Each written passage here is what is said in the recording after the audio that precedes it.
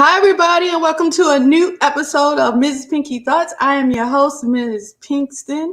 Nicole Pinkston is my full name. I go by Mrs. Pinky for those of you who might be new to my channel. Thank you so much for joining me, and we have a special guest tonight. I know a lot of you already seen me put it up on Twitter and everything else, but before I introduce you to this sweet queen, I'm going to let you know that I do have my information at the bottom, my Facebook, my YouTube channel.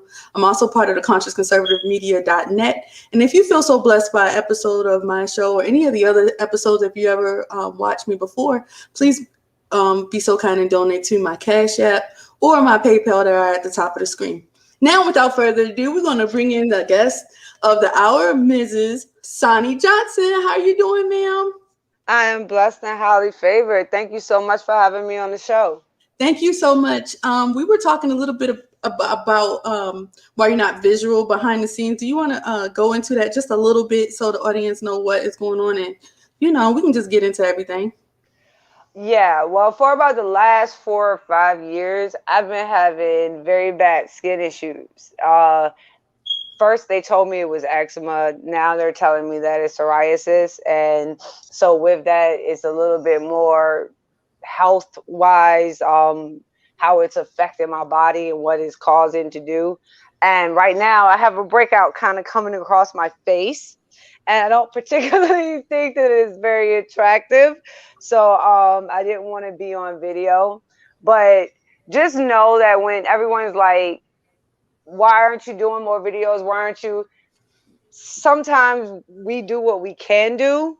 And for me, has been radio, because this has not been able to stop me from doing radio. So it has not been able to stop me from spreading a message the best way that I can. And until I can get this under control, where, when God is ready for it to be, it will be. And when he wants me to be where he wants me to be, I will be prepared and ready for that. But obviously right now, that is not the time, as I continuously deal with these just really, really bad breakouts. But just remember, if something bad or something just uncomfortable happens, there's still a way for you to fight. So it doesn't mean stop or run away. It just finds a way that you can still do what you need to do, but do it comfortably. So thank you for letting me have the opportunity to come on the show today, even though I'm not in video form. Awesome. Thank you so much again. So as we're getting into it, I titled this episode "A Fire Conversation with Sonnie Johnson" because as I'm a host today of our conversation, I'm also a listener to Sonnie's Corner, and I actually been following you even before I met Felicia or Jeff or anybody else on Twitter that got me to this point where I can actually talk to you live. I've been a fan of yours and watching you and lurking on your social media, but I love the thing that you say, a fire conversation. Can you define what that means, or what you mean when you say we need to have these fire conversations?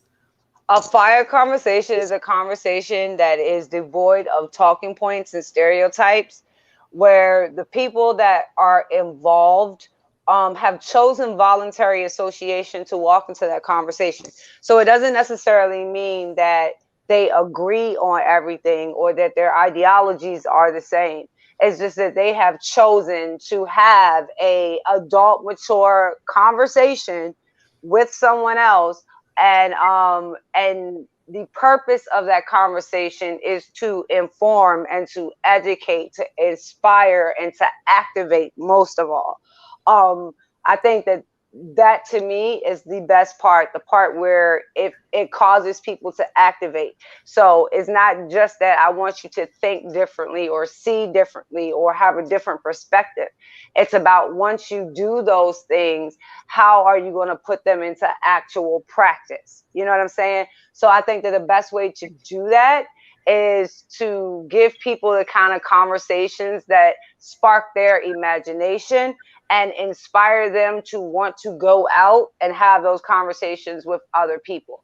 And another reason that I do it is my fire conversations are usually with other Black people. And the reason that I do that is because I have a mostly white audience on Sirius XM, Patriot. So they have never heard how conservative Black people that are knowledgeable speak to each other. So they've never heard how we look at a subject, how we break it down, how we diagnose it, what kind of historical context we bring into the conversation, how we use cultural references when we're doing it. Like, they have not experienced that. So one of the reasons that I like to do the fire conversations is it lets them have a peek inside what it's like when we talk to each other. Because more than an interview, like I said, it's a conversation. So one of the things that they have the most problem with is, like, when they say, how do we do this? And you'll tell them, yo, it could start with a simple conversation. And they think that that is so difficult to understand, or either so trivial that it doesn't actually matter. And then when you actually let them see that conversation, when you let them see that dialogue, when they get inspired by it, when they feel charged and motivated by it, then they're more than likely going to be able to replicate those conversations in their day-to-day life. And I hope that that is what they get out of the fire conversation format. Awesome. I love the way you explained that fire conversation, because I feel like that's what my platform is to spark different conversations. And I have different guests of different walks of life, but we're all kind of in the same, under the same conservative bubble, but we're showing the diversity within the right, because that's been lacking the last couple of years. Can you tell us something about your journey with becoming a conservative pundit and the ups and downs of that you've been dealing with over the last few years? Well, of course, the number one thing is the desire for those on the right to take our identity away from us. And that has been the biggest roadblock that I have faced, I would say, over the last 7 or 8 years. Coming in, I was very, very optimistic and, wide-eyed. But I actually believed when they said they were colorblind, that meant that the policies were equally applied. I really believed that conservatism, as it was being presented to me, was fair and equal. And it's been very sad to learn during my journey that that is just not the case. In fact, it is so far from the case that I won't tell Black people to come over here. I won't tell Black people that it's safe over here. I won't tell Black people that they're welcome over here, because I know that they are not. And until the conservative movement, the right, decides that it is going to go with equal application of conservative principles and values, then there is no use in trying to merge any kind of association with Black America and conservatives, because it is not going to work. We are not going to accept the limitations that they put on our culture, on our skin color, just in and of itself. Of the conversations we want to talk about, of the history that we want to share, of the literature we want to bring up, or which icons we want to quote. Like, you don't get to control that, and until they realize that and understand that we come into the package as full human beings. You don't have to teach us. You didn't teach me to be a conservative. You didn't give me conservatism. My family did that. My culture did that. My church did that. And with that being the case, you can't take it away from me, nor can you limit and mitigate how I use my Blackness, either in conversation or in how I present the ideology to my audience. So, for instance, if we're talking about Black wealth and we're talking about how to deregulate, remove taxation, and to cut away burdensome legislation, right? So if we're sitting there and we're talking about that as a conservative tenet, no conservative would have a problem with that, because everyone would say that's what we believe in. That's the kind of policy that you put in place that creates the opportunity for growth. they would be happy with it. Now, if you said the same thing about the Black community and those things being necessary, then all of a sudden you'll have conservatives turn and say like, oh, you're playing victim, or you're making it up, it's not real, like you should be happy, you're in the greatest country on the face of the earth. No, like the ideology matters. How much burdensome government is on a local area, that matters. It contributes directly to what is allowed to happen and to flourish and to grow in those communities. And until you know that when it comes to your communities in red areas and red districts that are safe. But for some reason, when the equal application factor comes along, for you to look at that same formula working in the Black community, then it becomes a different conversation about whether or not our skin actually, you know, has melanin. Yes, and I've noticed that my journey in to conservatism wasn't really a journey into conservatism. I just had it revealed that I was a conservative.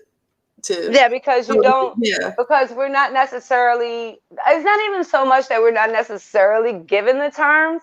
It is just that they are so bastardized by the time that they get to us. So you grow up believing that, you know, Republicans are racist and Democrats are our saviors. Because that's what's told to you, especially if you're if you're in a Black community or a Black area surrounded by Black culture. All throughout that is laced with this idea that the ideology that our families hold and operate with, that ideology is shared with the Democratic Party. But here's the rub about why that is so important. The culture could not be popular without conservatism, right? So yes. you don't see them like making they'll make movies about the ghetto, about the slums, or whatever like that. But every time they make those movies, it's like a drug dealer or some kind of Black market aspect to it that still is presenting the idea of capitalism, that is Yep. still like presenting the idea of free markets. Like Mhm. they have to have some presence of our ideology in the culture for it to be popular. If the only ideology they have in the culture was progressivism, was government domination, was, you know, just very, very overburdensome government, then it would go the same way I say of like Air America and what they did with talk radio. It failed, and it failed miserably because nobody wants that death, poverty, and destruction so consistently that it becomes a burden to you actually being able to have some kind of joy or peace in your life. And when you listen to progressivism for any prolonged period of time, you start to feel the death, poverty, and destruction. It's one of the reasons why I can't like study the subject matter in depth for prolonged periods of time. You start hating other human beings just by surrounding and immersing yourself in that ideology. Now, what happens when that is the atmosphere that has been in your community for 100 plus years? You know what I'm saying? Like it becomes something that is palpable in a way that it changes people's spirits and how they look at their own communities, how they look at their own responsibilities in those communities. And when we start to fiddle with that, when we start to change kind of that boot, that spirit crushing boot of progressivism that's on the neck of our communities, I think you're going to start to see our real spirit come out. And you see that when we celebrate the culture, you see that when we're in a happy moment, in a dancing moment, in a singing moment. But it also occurs when we're in a prosperous moment, when we're doing economic independence, when we're doing legacy building and creating families that grow into dynasties. That's also an area where you're going to kind of see that spirit grow. And when that area and that spirit starts to grow, I think you're going to see a lot of transformation happen in these areas. Where do you, since you've been a Black conservative and you've been, Andrew Breitbart, you met with Stephen Bannon, you've been on Fox News with Gutfield and all of the prominent pundits. Why is the disconnect from the Republican Party when they go after these personalities that disconnect from the Black community, but they say they want to help the Black community? Is it a lie that they really don't want to help the Black community? What is going on here? What do you think? Okay, so we came into a scenario that was already set. So we were conservatives all along, right? Mm-hmm. But we came into a conservative movement that had already been set. You know what I'm saying? So they already had their talking points. They already had their stereotypes. They already had their reasons for why they function the way they function. So we come in and we're like, wait a minute, your stereotypes don't fit. Your reasoning, your logic, you're being very hypocritical right now. You know what I'm saying? Like, we come in and we start to poke and prod and test their theories. And this was one of the things where I loved about Andrew Breitbart and Steve Bannon, for that matter, is when I started to poke and prod and pick at their theories, they wanted more. You know what I'm saying? They were like, oh, okay, I never thought about that. Well, what about, they wanted more. They wanted to understand. They wanted to know why I felt the way that I felt, how I could hold these conservative views when we were talking about issues of the Constitution and the Federalist Papers. And then when it came to issues of the Black community, we would be so different. They wanted to understand why. And that was the difference. And that spirit was very prevalent when Andrew was here. And as soon as he passed, that spirit of wanting to know and really wanting to understand and wanting to be present in a conversation, not arguing and scalp chasing and all of that. No, who just wanted to be present in the conversation, that chose voluntary association, that wanted to have the outcome of the conversation be education. They wanted fire conversation. And I'm sad that not more people on the right want to have that conversation. And one of the reasons that they don't is they like having conversations where they are the experts, quote unquote. You know what I'm saying? And so in this conversation, they're not the experts. They don't know anything. They are very much out of the loop, very, very, very much out of their element, and don't have the depth to actually broach the subject in a mature and a responsible way. So they go back to how the game was set when we got here, before we started poking and prodding and so on. They go back to their stereotypes. They go back to their talking points. Or they try to pit us against another racial group. You know what I'm saying? Or like the Hispanics or the Caribbeans or the, you know what I'm saying? They try to take the subject and change it to making it us versus somebody else, as opposed to just dealing with the issues that we brought to them. And I think that is all cowardice. It's all just shame and just admitting that there is something you do not know, or that there is something that you were wrong about. And nobody wants to do that. And you hear a lot of people on the right talk about people on the left in terms of, oh, well, they said that, but now they say this, or y'all do a lot of that. And it comes with a lot of backtracking, and it comes with a lot of hypocrisy, and it comes with a lot of bastardized history taken out of context and used in the wrong way. So even their solution makes them look worse. The best thing they could possibly do is just admit that it's stuff that they don't know, and then be inquisitive enough to want to learn. But the black faces gives them an out, because the black faces says you're not wrong. You don't have to learn. You know what I'm saying? You're not the problem. There's nothing that you have to do. So it takes all of the burden that we're putting on them, because we're putting burden on them. We're like, no, you need to read. No, you need to understand. No, you need to rethink. No, you need to have. So for us, we're like, no, we require action from you. You don't get to just sit still and cheer us and have us fight for you and like be your shields and your punching bags while you stand behind us and be like, yay, yay, blackface, go. Like, no, that's not how we operate. That's not what we do. But the black faces that they choose, that's what they do. So they give them the cover to not activate, because you don't have to. It is not you, it's them. They're slaves on a plantation. They're brainwashed.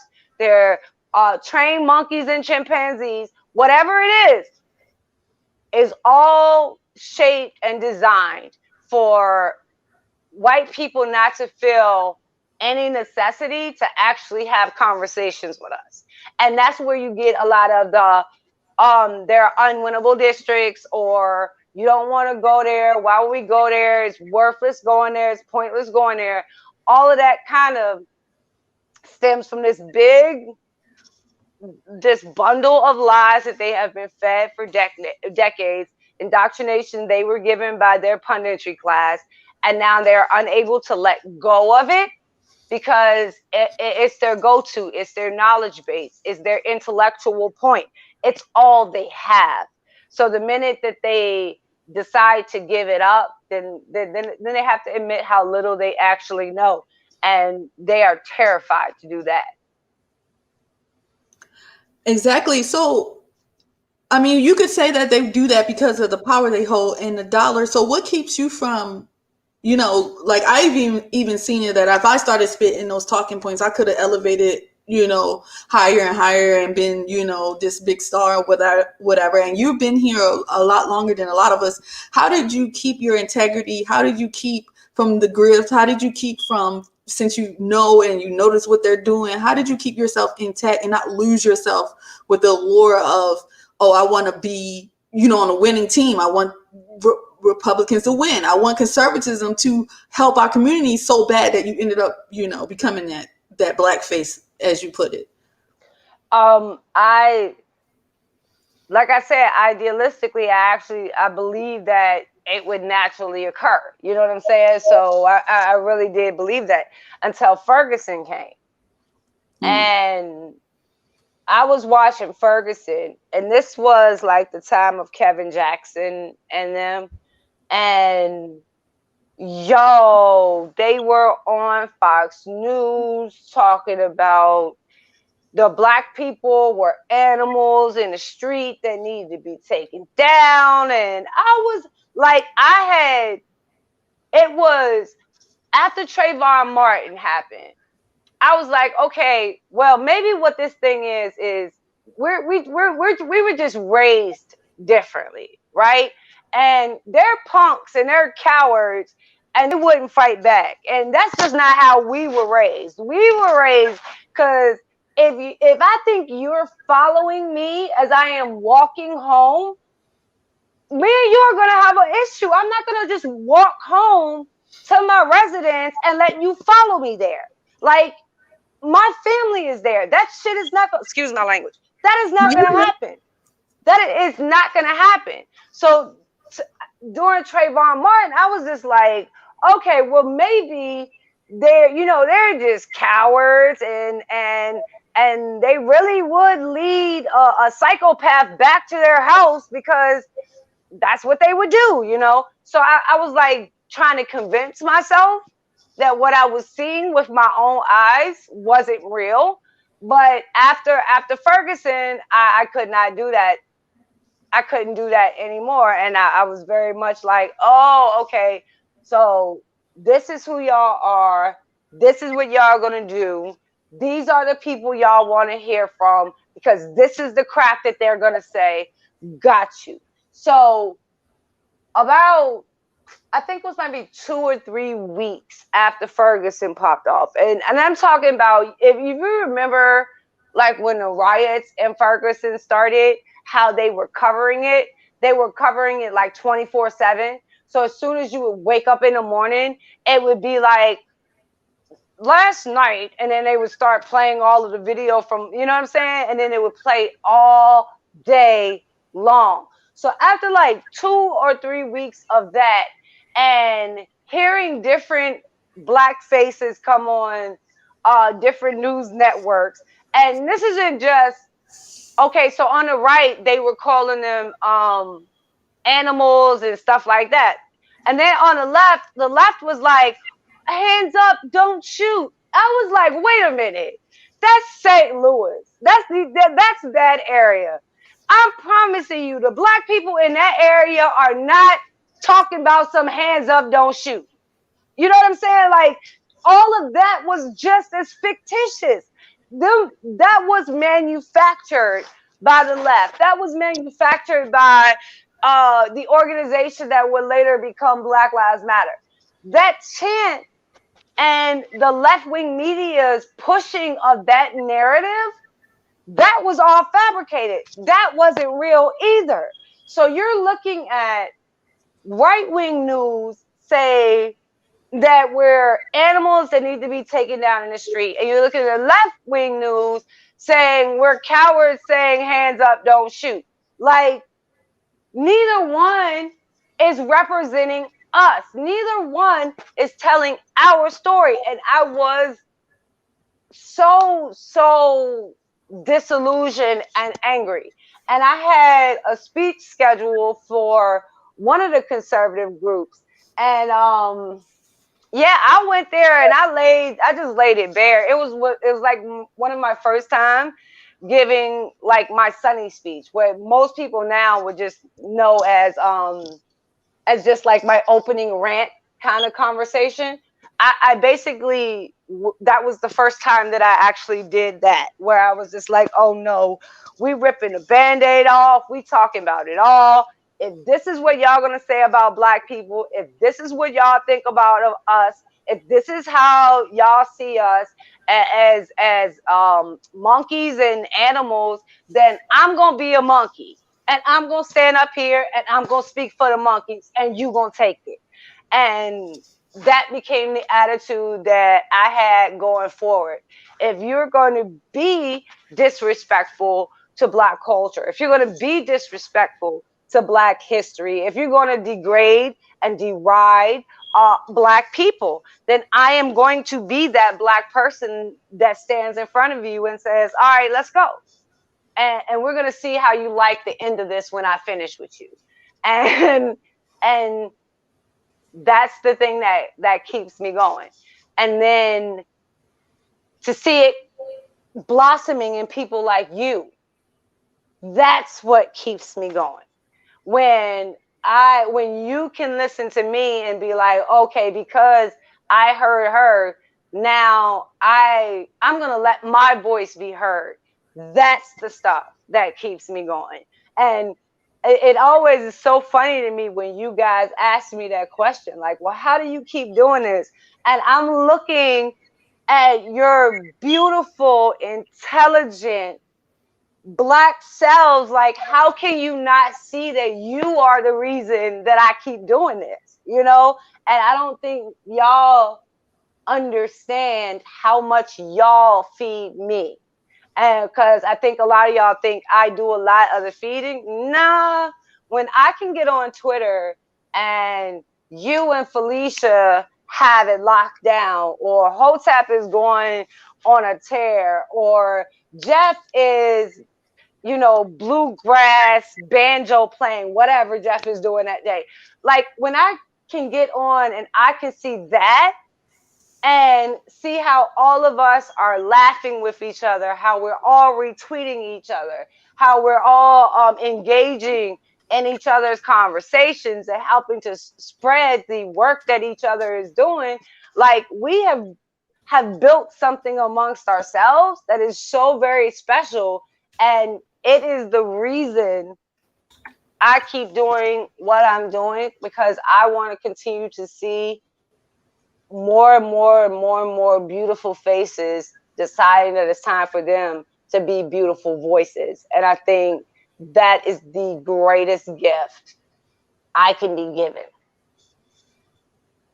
Well, I definitely love what you just said, and the reason I love it is twofold, and I want to explain it just a little bit because I know you're the guest, but I want to let you know and explain it from my point of view. Because when I jumped into the political sphere, I just was somebody on Twitter just angry at the situation of things going on. So my conservatism came out first. I was just arguing with Democrats, doing the typical Twitter arguing back and forth. And since you're behind the screen, it's easier to just have that vigor and have that effect. I was swearing, I was doing it all, but it wasn't changing anything in the real world. We were still losing elections. We were still losing the community. So I got to a point where I was like, what am I doing here? I'm just, being a Twitter troll. Am I doing anything important? And then when I see someone, first I saw Stacey Dash, and then I see Crystal Wright, I think her name was.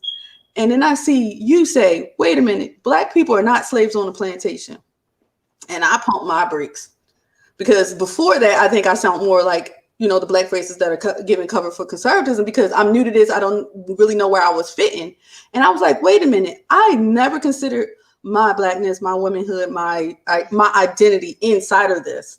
And then I said, this woman is basically where I'm aspiring to, doing it already. She's over there fighting, and she went and talked to Trump. She went and did this. So I said, I got to back her up, because there's not a lot of voices of us that are challenging both of the teams. And that's why a lot of people now who've been following me for a while be like, oh, you changed, or you're doing the different things. And that's why I'm like, when Sonnie was like, oh, I want you to come on my show, I almost had a heart attack. And then you said you wanted to come on here, and I almost had a heart attack again, because you don't understand how, I don't know if you understand how far, even though if you're not elevated upward, how far outward your voice goes. And it just fuels me to be like, oh, Sonnie said something, I'm about to say something too on Twitter, and actually show my face.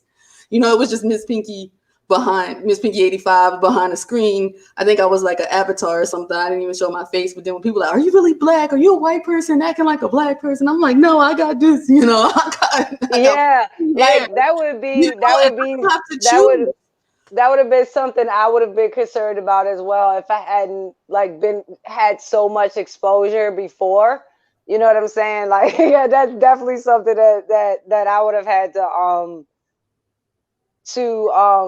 deal with. But the only reason that I interrupted you is because what you see with me is what you get.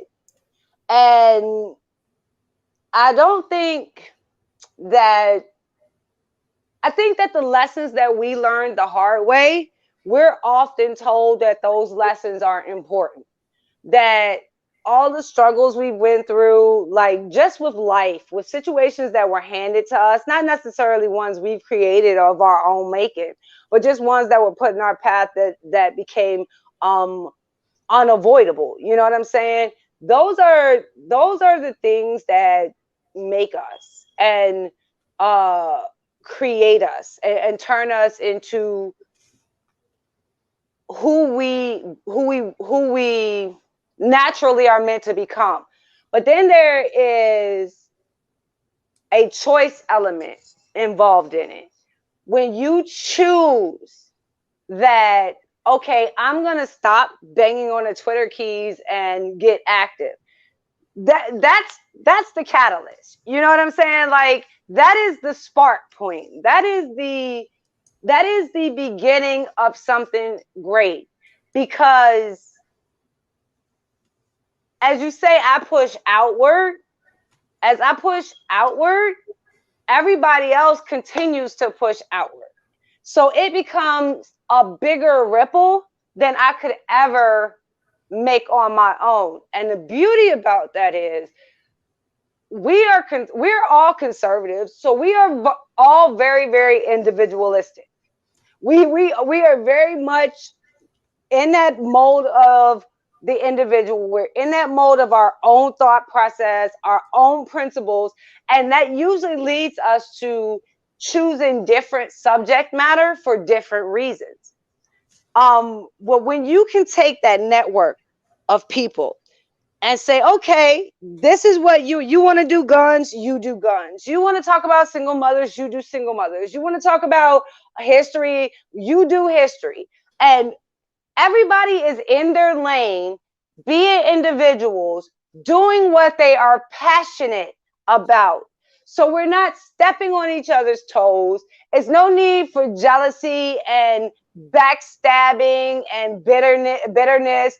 None of us believes that there is only space for one. You know what I'm saying? Like we in the Highlander or something, and there can only be one at the end. One. Yeah. Yeah. Like, no, we're like, it would be a lot better if there were more of us. You know, I don't like being the only black face at an event. So it would be kind of cool if it was more of us. You know what I'm saying? So the outward push, the only reason it's outward is because y'all activate. If y'all didn't activate, it wouldn't push outward. You know what I'm saying? So just understand that why I am humbled and I accept it and I take great responsibility in it. And I always make sure I do my due diligence so that I am worthy of the praise that you guys give me. Understand, if you don't activate, then it doesn't matter. So the catalyst point, the spark point is still always the point you decide my black face is now going to become a black voice. And when that moment happens, now it starts to ricochet and spread outward. And I just want to make sure to say that, because somebody's going to look at this and think to themselves, is she talking about me? Yes, I am talking about you. Yes. All right. I already hit Miss Pinky. Miss Pinky got it already. So yes, I am talking specifically to you. Your black face is ready to be a black voice. Okay.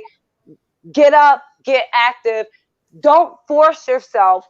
Find something you are passionate about, something that you like are excited to be able to delve into, and make that your lane on this battlefield, because there are so many empty spaces that are unoccupied.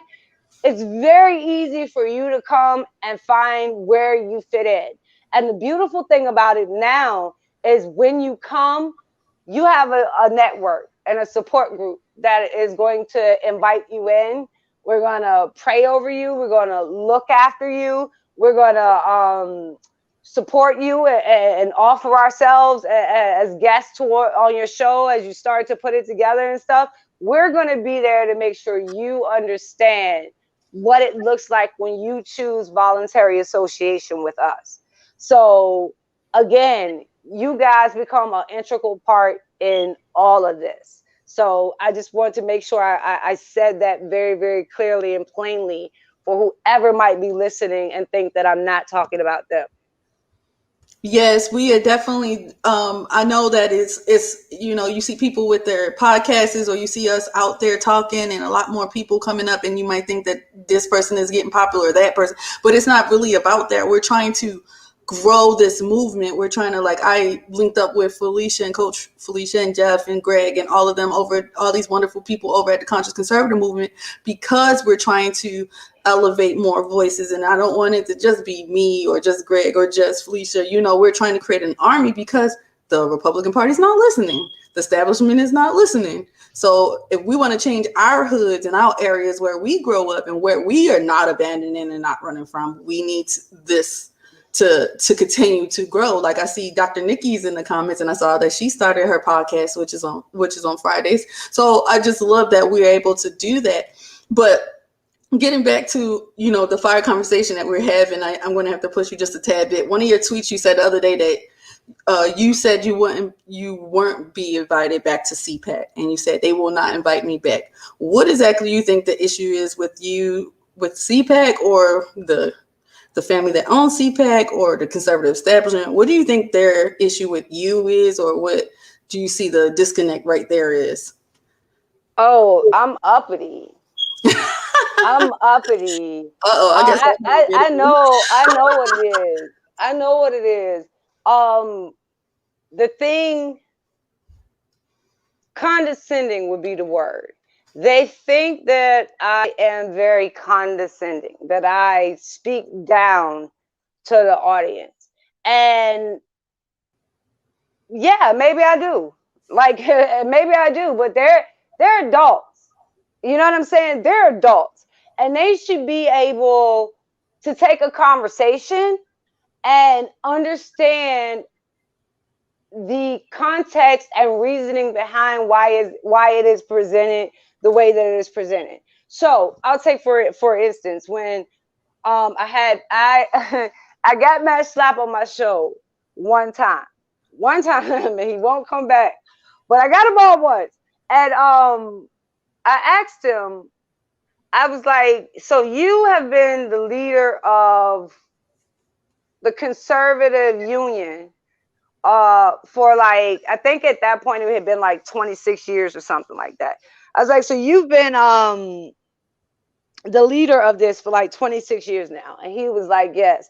I was like, and like you've had complete power the entire time, right? He was like, yes. I said, so you're the man, right? You're the the main shaper of conservative thought, right? Leader, biggest conservative union group, all of that, right? So you're the man when it comes to conservatism. And he was like, well, yeah, I guess you can say that, because he thought I was feeding his ego. And so I was like, okay, well, if you're the man,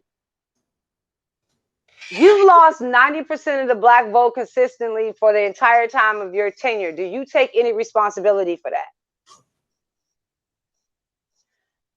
Yeah. I mean, if you're the man, and if your ego could be so easily fed by saying that you are the face of some organization that actually does nothing in terms of actually pushing conservatism, but actually all it does is rotates the conservatism around in the bubble. But if you say that you're the man and you're responsible and you're a thought leader and a message shaper and all of those things that you pat yourself on the back about, then does that also mean you are responsible for the failures that have happened during that tenure?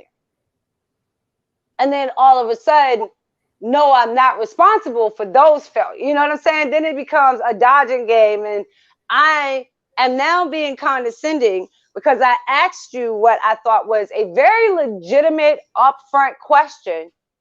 It is not my fault that you chose to bathe in your ego than to see what was coming. You know what I'm saying? So that's what it is.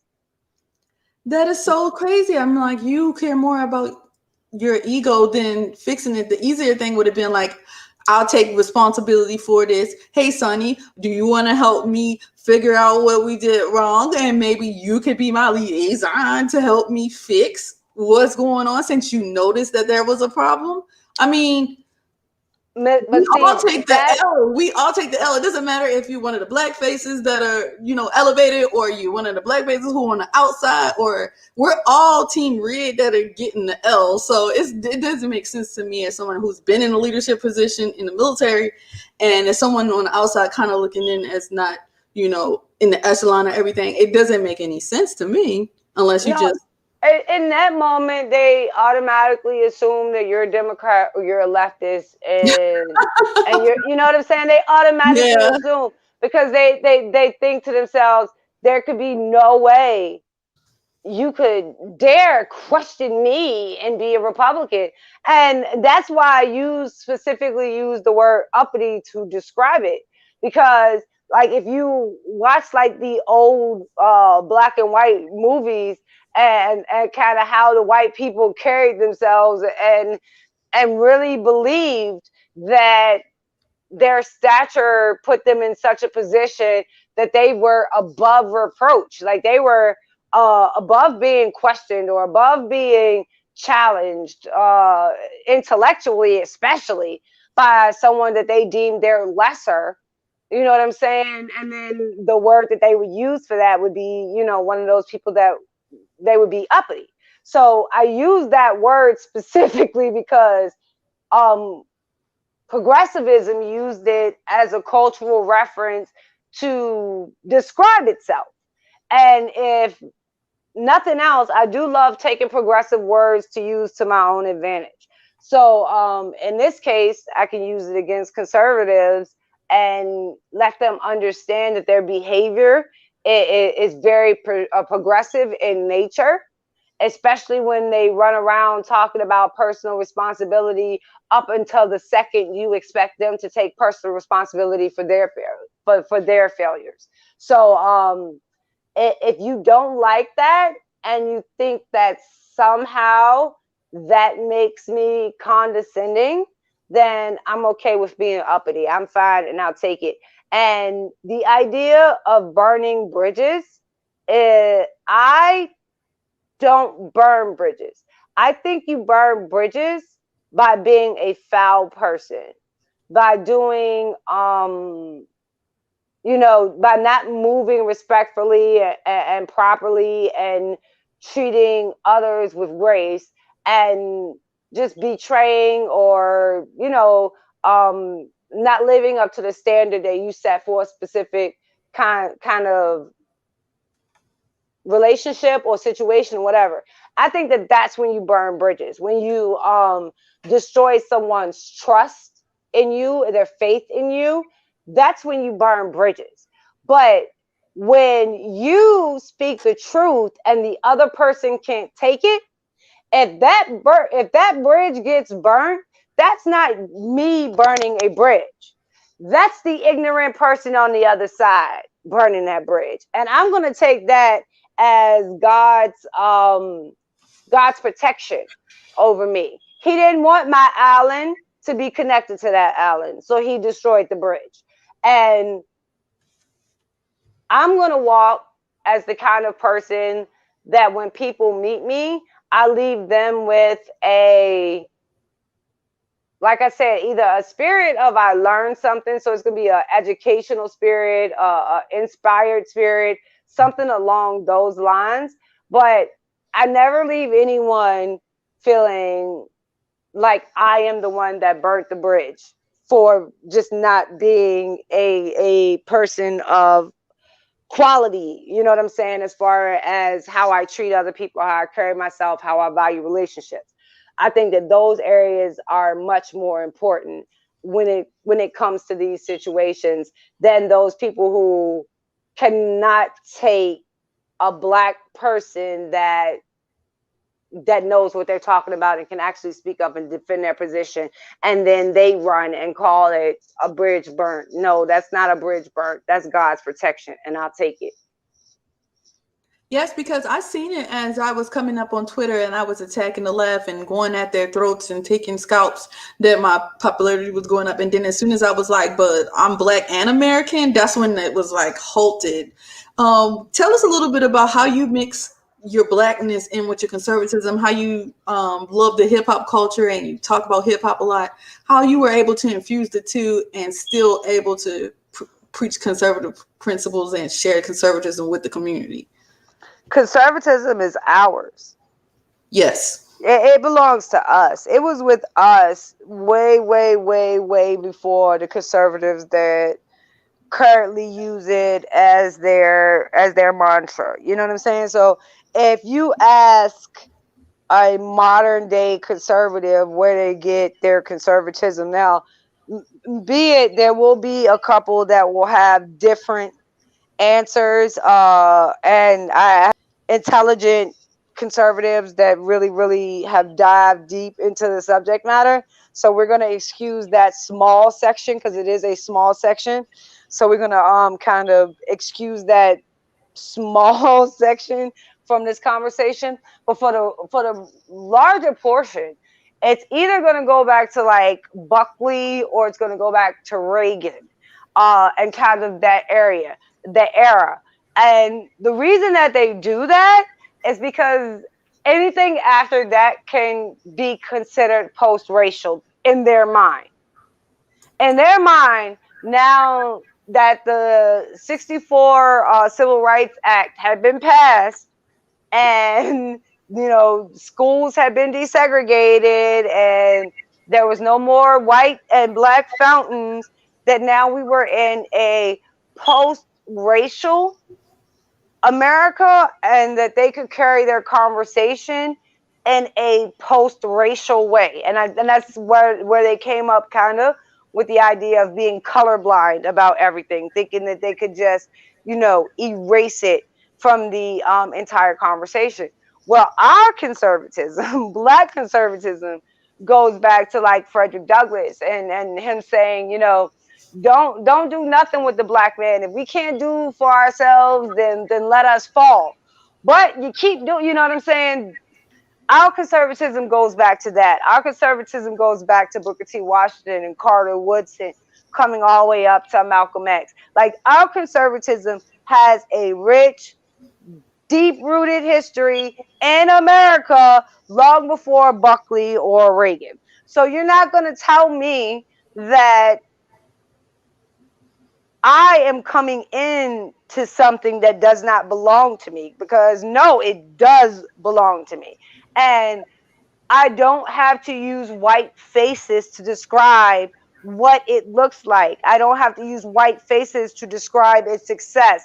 I don't have to use white faces to describe its ideological bendings or leanings, or how things actually manifest. I have Black stories that I can use for that. I have Black Wall Streets that I can use for that. I have Black icons in culture, in science, in medicine, and finance, and like in every industry, in every trade. Like, I have Black faces that I can use to tell this conservative story.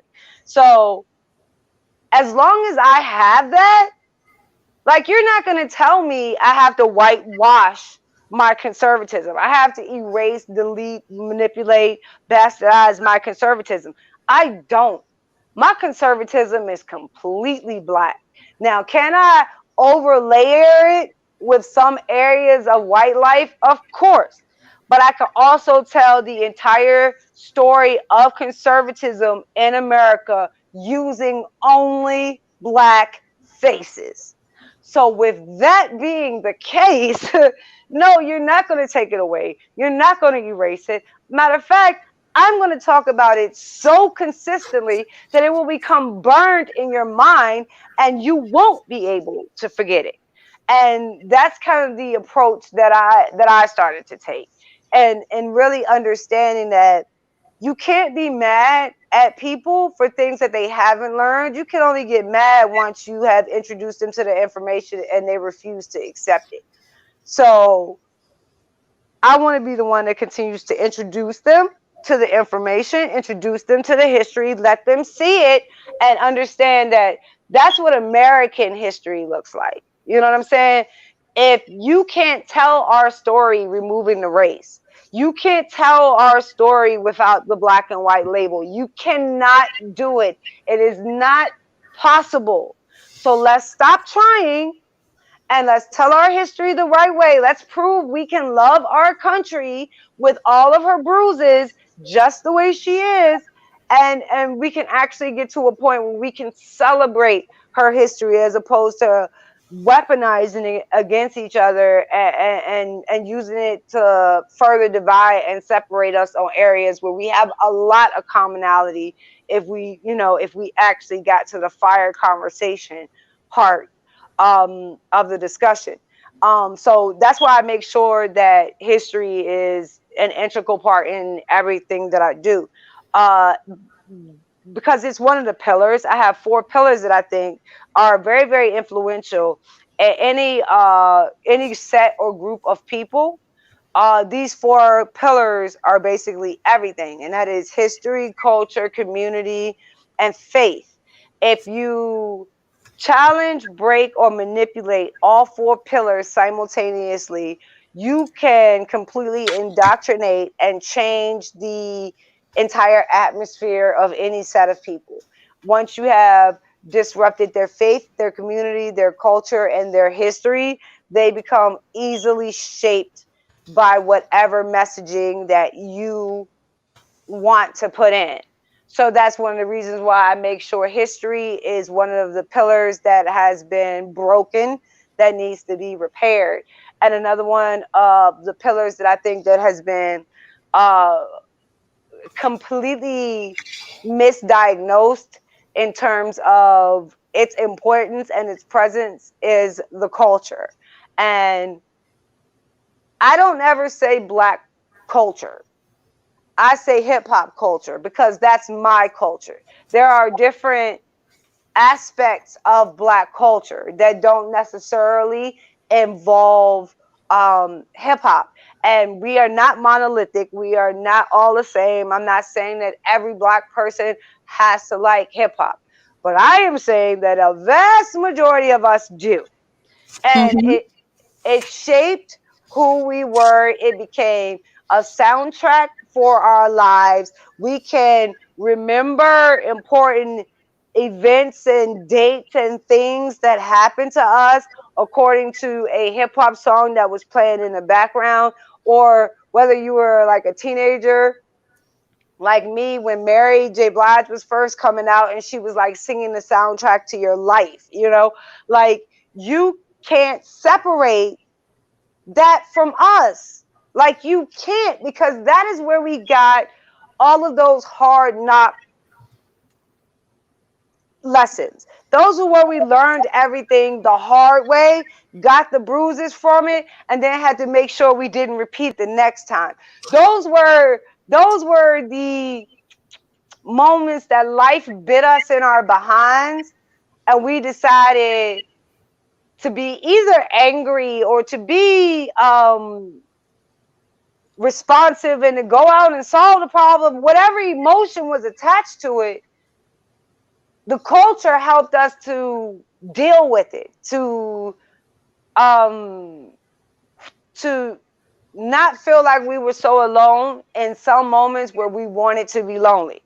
And I don't think people understand the impact that the culture has. And with that impact becomes a vehicle type of apparatus. Because if you are able to raise that kind of emotion in people or attach yourself to an emotion that someone is already feeling, or become a motivating factor as to why a person gets that emotion out of their life, like that's a very, very strong vehicle to be able to control. And this is something that the Black intellectuals have understood since the Harlem Renaissance in the 1920s. They understood the vehicle that is culture. So they created this big cultural kind of atmosphere. And then within that cultural atmosphere, they started to insert Marxist ideology. They started to exert Marxist principles. So their stories, their songs, their plays, their ways of sharing those emotional connections with other Black people became immersed in Marxism. And that's how that ideology was able to spread across Black communities all across the country. If you look at the birthplace of it, it was, like I said, in Harlem, New York, where progressivism started, and where it was sprouted up from a seed, an ideology to start to actually grow and metastasize all over the country. What else came out of that area? Hip hop, the second part of the culture. And what I think hip hop was, even though none of us could have known at the time what it would become, it became the cultural answer to what Marxism had done during the Harlem Renaissance. And you can kind of boil it all down to one phrase by 50 Cent, where he said, I got a pennies from my thoughts, now I'm rich. And when we learned that formula, like that, we can be smart and we can be witty and we can be clever and we can have wordplay. And if we put those things together with a beat, then we can change our financial situation. And through that, hip hop has become a multi-billion-dollar worldwide industry that everywhere where free speech is allowed, hip hop is sprouting up. And even in areas where free speech isn't allowed, say China, where they are arresting rap artists that are trying to talk about some of the situations and circumstances that are happening there and silencing them, making sure they have no speech, you start to see the impact that hip hop has on culture worldwide. And one of the reasons that that is present is because it allows people to air their grievances in an updated version for today.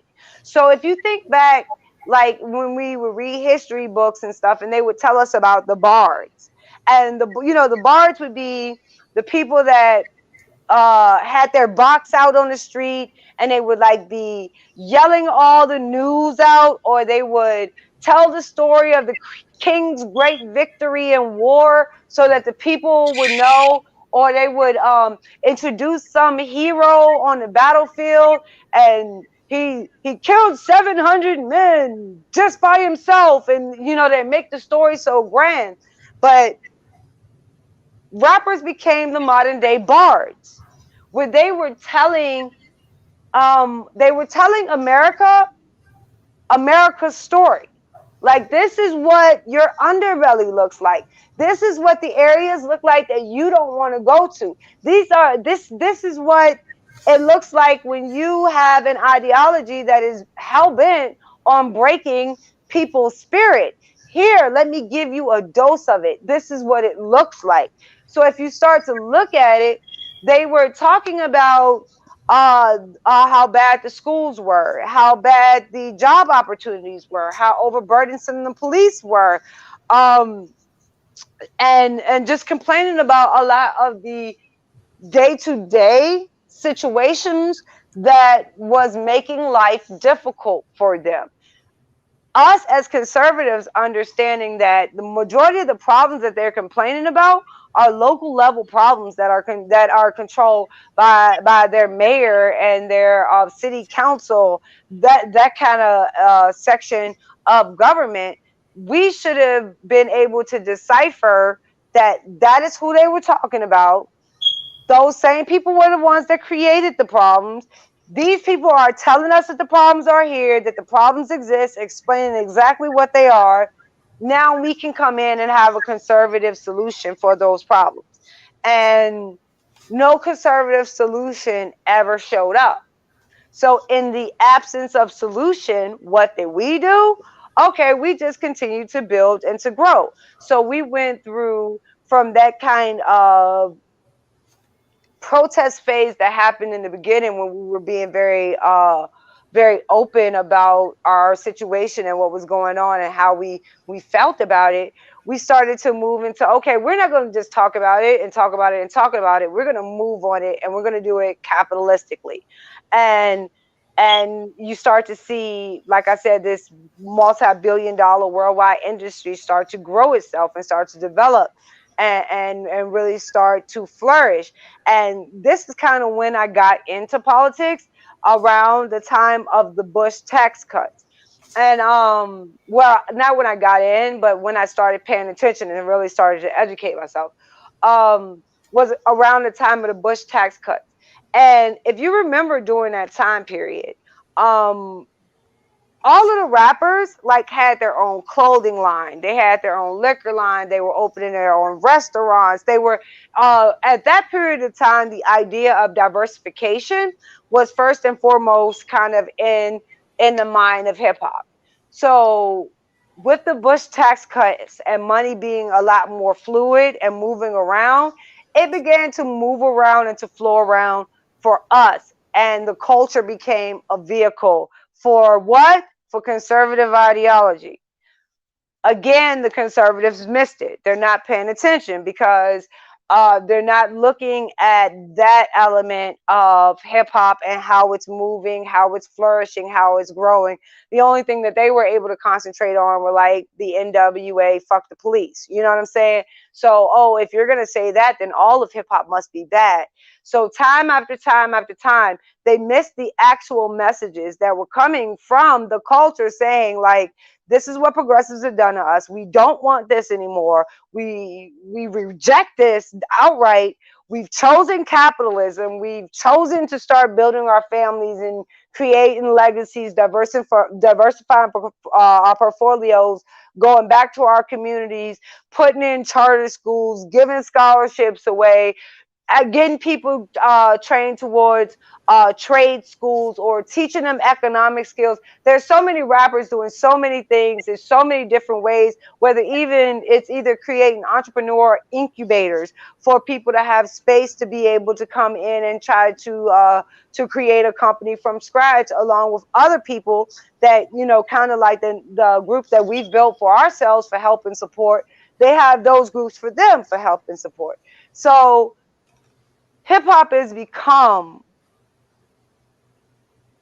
everything necessary for a cultural vehicle to be.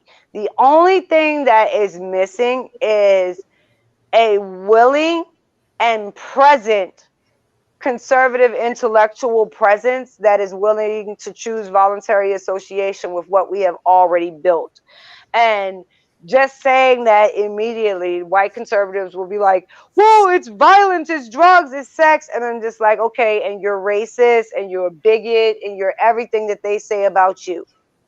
And I can give a clear example. We have Killer Mike right here in Georgia. We have the new Black Wall Street in Atlanta, and he already met with the governor, Governor Kemp. And, you know, we don't know what would happen with that. And you got, you know, Big Boy from Outkast doing his thing. He's supposed to be hooking up with Kelly Loeffler, who was running for senator. I mean, I'm big in hip hop. That was one of the other things that attracted to me to you, was because it felt like I have these principles, but it's not matching. It's like the hip hop is on the left, and then the conservatism is on the right. So where do I fit? And then when I start seeing you, and then I seen Tone Trump, and I see Royce D959, and I'm like, oh, so there is conservatism, because you get music like everybody know what cream mean. Cash rules everything around me. Mm-hmm. And you know, my favorite rapper is Remy Ma, and so and we had I love Remy and Pep. yeah, Black Love. yeah, Black Love. I love them, and I would love to meet them one day, but that's girl. But I would pass out. No, like if I knew that I would meet them, I would be like, can I bring a random list of words to give to Papoose Yes, so he could do a slaughter? Yeah, I was just that would be like my dream. I would just like to put a whole bunch of random words on a paper and give it to Papoose and let him do a slaughter on it. Like, it would be fabulous. And I just think it's so funny because people, I do different things with different social media. So like my TikTok is food, and then my Instagram, I have, you know, them over there. So people will be like, oh, I'm looking for Miss Pinky for conservatism. And then boom, you know, Remy Mafia will pop up or something like that. And they'd be like, wait a minute. So when, how did you feel like when the conservatives attempt to act like they involved in culture, like when they try to climb onto Ye, and then they climbed onto, like, they don't even know why you call Ye, or Jesus and none of that. But and then they go on to Nicki Minaj, and they don't even know that y'all gonna get the blowback of her history. So y'all don't even know. And I'm sitting here like, oh my God, I'm Remy Mafia. Let me be quiet. Yeah, so not even the blowback of her history. When you see what's happening currently in her life, they might think twice about. But in order for what we're trying to do to go forward, Nicki Minaj has to have the right to speak as well. Yes. She doesn't. We don't have to parrot it. We don't have to lift her up and make her the face or voice of anything. We could just say, okay, yeah, we agree exactly what she said, or we disagree with what she said, but she has the right and the freedom to speak and to say it. And then we can go and choose someone that does kind of mirror more of our ideology and what we believe in, that is saying the exact same thing, and actually be big on pumping them up. So like if you're gonna if I'm gonna talk about an anti-vaxxer with you, I'm gonna talk about Hotep Jesus. You know what I'm saying? Because that's my favorite anti-vaxxer. You know what I'm saying? So I'm, even though the presence of Nikki entering the conversation gives some people a tingle up their leg, I know that the after result isn't going to be some kind of educational breakthrough that gets us to a place of fire conversation. But I think that the more people hear Hotep and how he explains it, and not only the context that he gives, but the humor that he puts in it as well, I think that long term, us using our time, space, energy, and platforms, elevating that, it is much better than, you know, just jumping on or latching on to one specific person who probably more than likely it will stab you in the back the next issue that actually comes up. So it would be a lot like long term is what it should be the key word here, because conservatives and Republicans like to be very reactionary, and that causes them to jump on the right here and right now instead of being patient enough to understand a long game and setting up the kind of people in positions and places to carry this conversation long term. So you're not talking about every 4 years trying to rehash some black outreach scheme, or you know, whatever. No, you have something that is consistent, that is uh unpredictable, in the sense that you are dealing with individuals and how they're going to put the content out, how they're going to, you know, like, is Hotep Jesus going to put out a tweet, or are him and Uncle Hotep going to be singing a song, or are they going to be in a tinfoil hat? Like, you don't know how the content is going to be created, how it's going to be presented. And that's the fun of it. That's the beauty of so many different voices and so many different personality types, so many different kind of passions coming into one space and just operating voluntarily and freely with each other, is that you get all of this differing content put out in differing ways, even though it all comes back to our same ideology. So if one thing conservatives would learn, could learn, should learn, is that you don't have to latch onto the culture in momentary, you know, situations. You can actually start to build and elevate the people that are using the culture effectively now to spread their message. And I would definitely say my anti-vaxxer, my favorite anti-vaxxer in that case would be Hotep Jesus. Awesome. Do you have a message for us struggling out here? Sometimes I feel like I don't even want to do this anymore because it's stressful, or you feel like, you know, you battling both sides and it could just wear on you because you feel like you're screaming into the void. Do you have any solutions for people out there who might be frustrated right now, or who might be wanting to just go back to their life of solitary or anything like that? Before, like, stress is definitely a reason why I continue to have breakouts. It is definitely a reason why I continue to just to keep on going through these issues, right? So understand, I'm not, I feel it too. I go through it too. It is a natural part of all of this, because we're not meant to lose. We're not meant. One of the things that I hate most about it is to be repetitive. Like, I like creating. Like, to me, that's one of the funnest parts, is the creation aspect of it. It's taking a historical fact and turning it into something that makes it not only educational but entertaining. You know what I'm saying? So like, to me, that's one of the best parts of doing this, is to be creative. And you don't really get to be, I don't get to be as creative because I have to be so repetitive. But I hope with me having to be repetitive, it allows more of you to be creative, because I'll keep repeating, repeating, and repeating while you are creating a different way of putting out the exact same context. But it's going to be shaped on your passion. It's going to be shaped on your personality. It's going to be shaped on your humor, or whatever element of yourself you decide to put into it. And that has to be enough, because I have never promised conservatism was easy.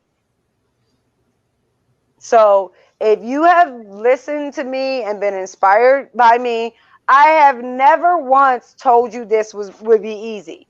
I have never ever told you that it'd be quick. You know, the only thing that I can tell you is that it will be worth it. And what I'll say is, look at your individual light. If you were someone like me who didn't have it together, and then you were like, okay, I'm going to start, focusing on my finances, building my family, strengthening my core, like working on my relationships, and just making sure like my individual self is healthy and good to the best of my ability. And once you get to that point, you're like, it was hard, but it was worth it. And I'm glad I did it, because now that I'm here, I get to be the person that I want to be.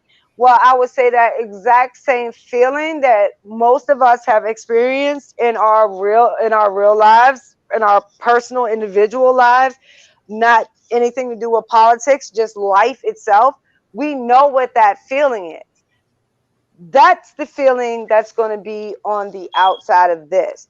And so like, you can have that feeling until you go to like a solutionary summit, right? So I've had that feeling so many times.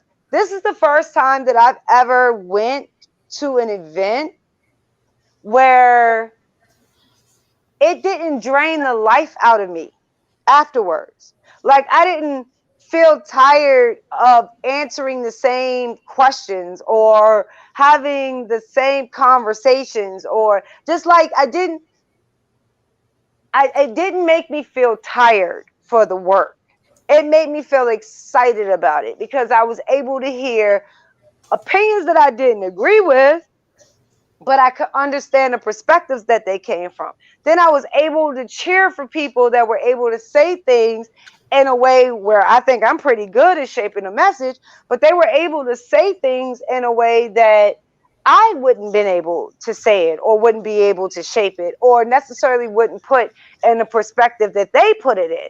And so like, it was the first time that I had actually went to a convention where I came out of it more excited and hyped and ready for the next portion of the fight than I had never experienced that before. Because it's like, every time I go to one of these conventions and I'm like one of the only Black faces there, it is so draining.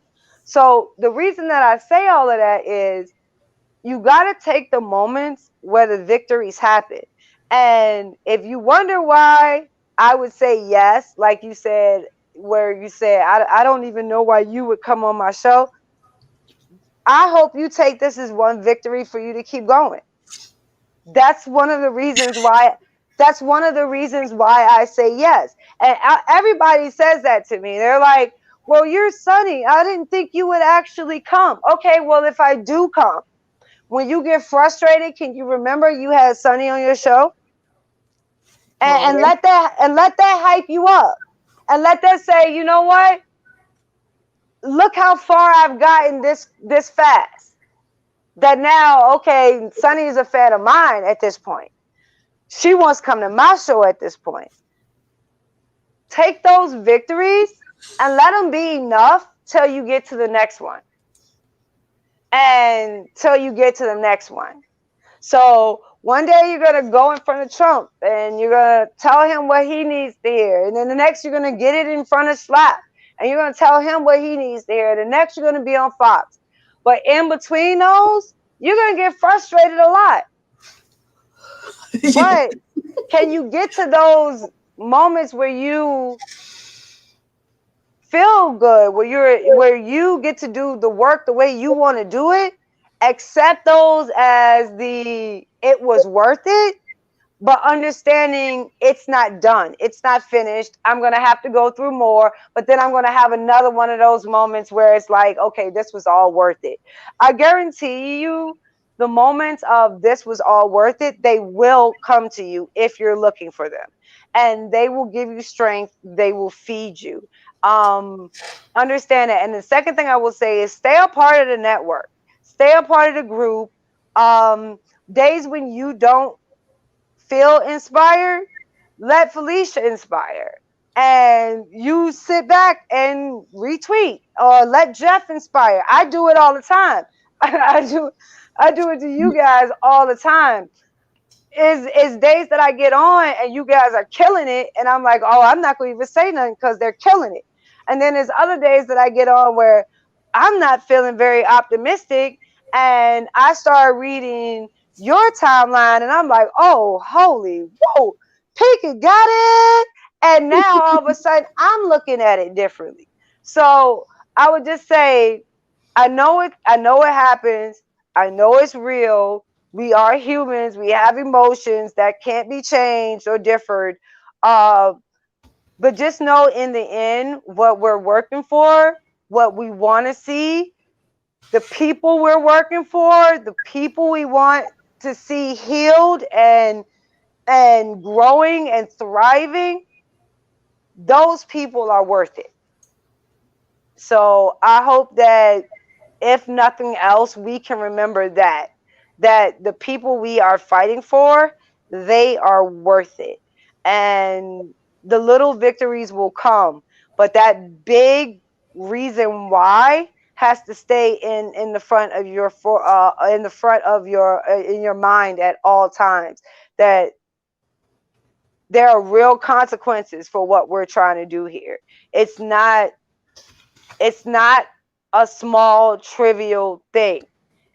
If we are going to save this country, it is going to be people like us that do it. So we can't be the ones that run away. We can't be the ones that are too meek to speak. We can't be the ones that are too afraid of rustling some feathers or burning or letting others burn bridges towards us, that we don't speak truth. We can't do that. And just understand that with that, it does come consequences. It's not easy. It's not fun. But for the people that we are trying to serve, I hope we all remember that it is worth it.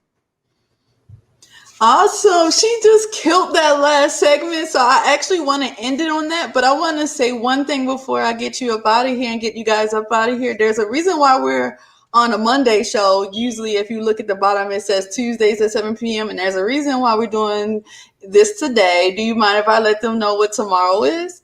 No, go ahead. Tomorrow is Sonnie's birthday. Can you all guys wish her a happy birthday, early birthday on the show? I couldn't get up out of here without letting the queen know happy birthday, and I hope you enjoy your day. I know you have your eczema thing going on, and I'm sorry about that, but I hope you can be able to do something either tomorrow or this weekend. Yeah. Oh, hubby has plans for tomorrow, so I think I'm gonna be in good hands. And thank you so much. And I'll be posting my new artwork for my daughter. She always gives me art for my birthday, so I'll be posting that, and you'll see how talented she is, and why I just love getting her birthday gifts. I just love them because her art is so magnificent. And the series she's doing now is called Black Girls, so it'll be another installment of that. So I can't wait to share that with you guys for my birthday, because that to me is like one of the highlights of the day. So I will be posting that tomorrow. Thank you so much for the shout out, and oh my God, thank you so much for the fire conversation. It has been such a pleasure chopping it up with you. Awesome. You know that we love you, Sonnie, and everybody is saying happy birthday. And I'm also saying happy birthday to all of the September babies in the chat. I know Jeff was in there and he had his last week. And all you guys, thank you again, Sonnie, for being on this episode of Mrs. Pinky Thoughts. You guys have a blessed evening, and we will see you next time here at Mrs. Pinky Thoughts. Thank you.